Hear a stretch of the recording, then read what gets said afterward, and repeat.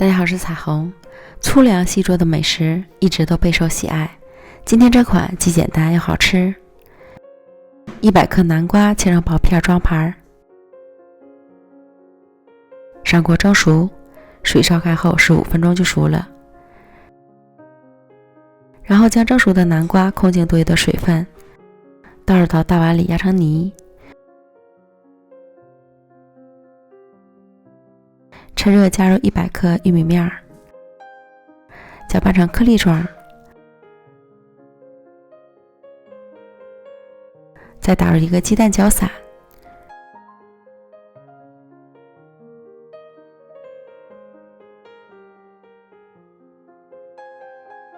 然后再加入200克普通面粉、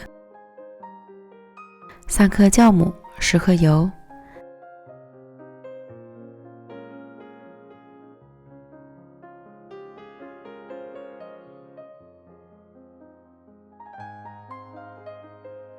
再加入25克红枣丁，然后揉成面团。红枣丁也可以换成红豆或是葱花以及坚果，口味可以自己选择。由于南瓜蒸熟后的含水量不同，面团如果比较干，可以再加入20到30克的清水。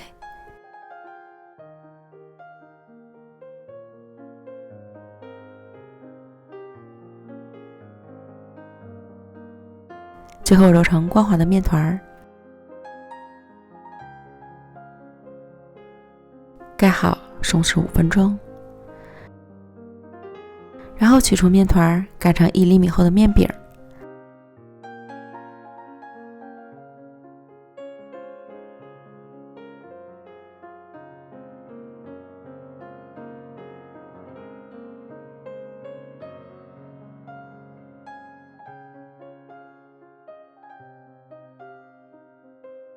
再用模具压出小饼，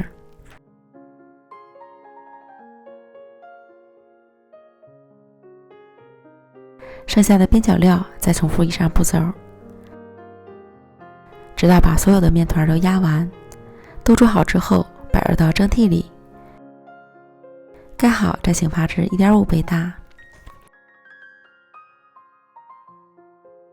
按压生坯能快速回弹就可以了。凉水上锅蒸，水烧开后蒸15分钟，关火后不用焖，直接开盖，松松软软的南瓜玉米饼就做好了，冷热都好吃。加了红枣丁，自带香甜，松软有嚼劲儿。蒸好的南瓜玉米饼还可以放到平底锅中加油煎着吃，外酥内软，口感更加丰富。喜欢的朋友就赶快试试吧。美食天天更新，咱们明天见，拜拜。